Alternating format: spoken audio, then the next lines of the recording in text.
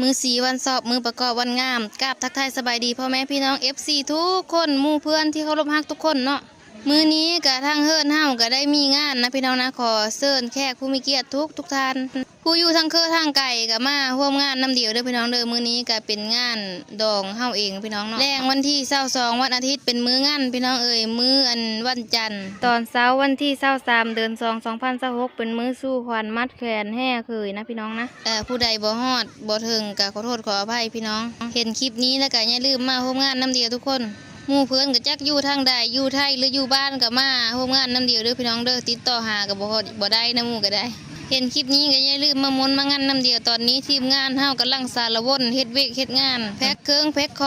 องเฮ็ดของอยู่ของกินพี่น้องเอ้ยเนาะงานเฮิรนเฮามื้อนี้ก็เฮ็ดแบบอบอุ่นพี่น้องเอ้ยตามงบประมาณบ่หลายปานเลยนะพี่น้องนะไปหาเงินอยู่ไทยยังบ่ทันฮอดปีนะเป็นเอาเลยก็มางานน้ำเดียวเด้อพี่น้องเด้อมื้อแรงเด้อจวดพี่น้องมาทุกคน